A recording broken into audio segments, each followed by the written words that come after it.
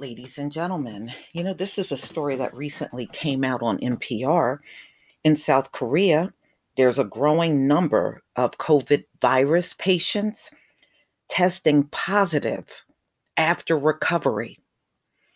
You know, this is why when I did my story, probably back in the early part of March, where it said that you never really get rid of this thing, it's always there. And when you see people go through this, recover, and then they test them again and they come up positive, that same thing is happening here in the US, by the way. It is just not out in the media. Then you know the potential of how this thing can just flare up again nationwide, because you always got people that are positive out here. Even when they believe they are recovered, actually they're not. They're still contagious. So the same thing was found in China. I did another story on people in Wuhan that had recovered what they believe recovered, and they test those same people again, and they were all coming back up positive. So there is no way you can reopen an economy and this stuff won't be out there. It's going to definitely be out there. You're going to have new cases on top of recovered people positive again. So there is no way you can stop it when you really think about it. So this is NPR, April 17th, 2020. In South Korea, a growing number of COVID-19 patients test positive after recovery. So they really didn't get rid of it. A growing number of recovered COVID-19 patients are relapsing in South Korea, raising questions and concerns among scientists and health authorities after the country successfully flattened the curve. Well, then obviously you really didn't. You can't even make that claim. By Friday, Korean health authorities had identified 163 patients who tested positive again after a full recovery.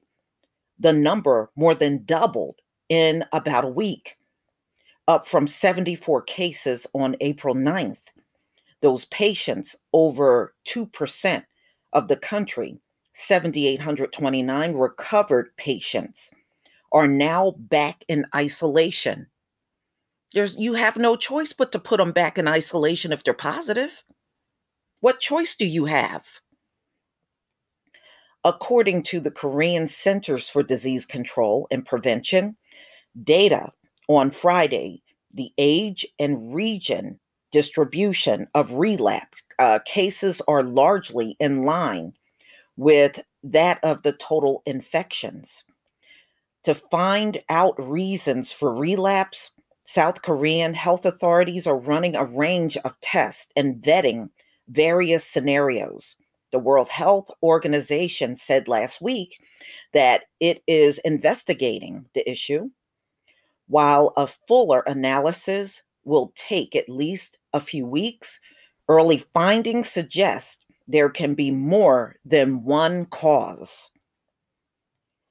Top KCDC officials said in recent briefings that the most likely possibility of reactivation of remaining viruses in patient systems, if a patient had not developed sufficient immunity against the virus, or if a patient's immunity system weakened after recovery, that actually makes sense.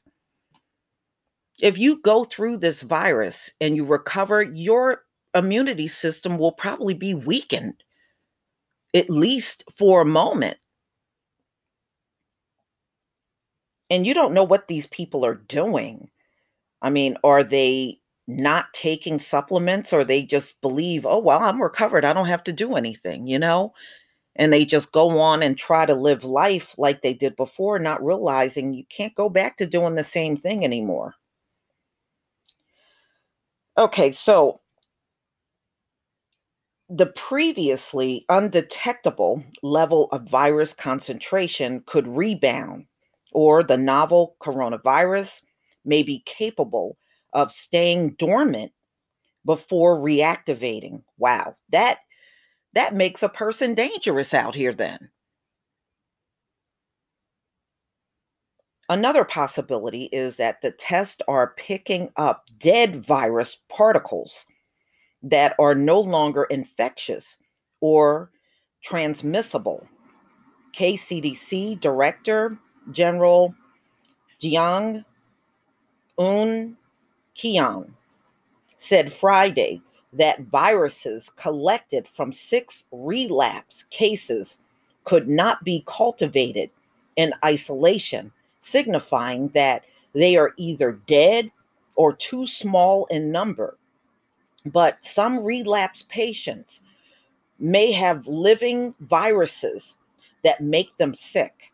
As of Friday, at least 61 developed symptoms, abate mild. So some of these recovered patients that relapsed again are feeling some of the symptoms all over again of COVID 19.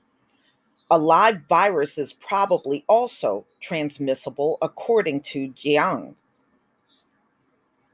But on secondary transmission, but relapse cases has been reported.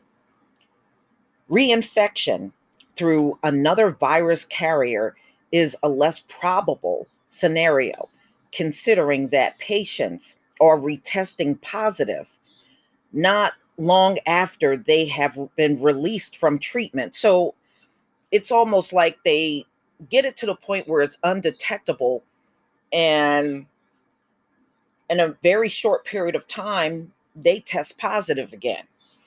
And believe me, all of this is happening over in the United States too. Again, they're very picky and choosy about what they want to tell you. If you see people relapsing elsewhere, they're relapsing right here in the US too. Okay. On Friday, the relapse cases are detected an average of 13.5 days after recovery. Wow, that's not even a full 2 weeks. So they recover, and then in under 2 weeks, they are positive again. That is dangerous. The longest reported interval, however, is 35 days. KCDC has also mentioned errors in testing or sample collecting as potential causes.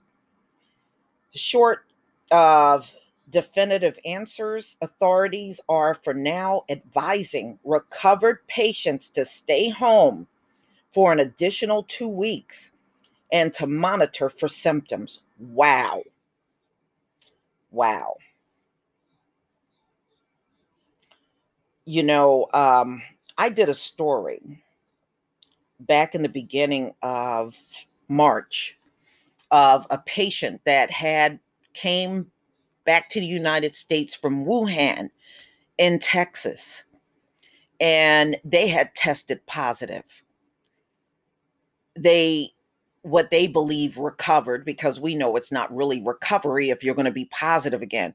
And they tested this person a third time, and they were positive again after being released from quarantine. So the person had to go back into quarantine. Now, think about this, ladies and gentlemen. This is going to happen. You're going to have people that's going to have to go into quarantine multiple times. Now, think about this. And they're talking about reopening the country. Some of these people that believe they recovered, they may have to go into quarantine multiple times because they're going to become contagious again. Wow, this is deep. So now you got South Korea admitting they got a bunch of people there that are relapsing. So it goes back to what China said, you don't really recover from this thing. You really don't at all. Once it's there, it's there. It's just like Back in the day, just like HIV, you know, AIDS, it was no way to get rid of it. Once it's there, it's there. They do a little better with the drugs and everything where it doesn't take your life like it did back in the day, but it's still there. So, y'all, please tell me what you think. This is pretty deep. Please leave your comment and subscribe.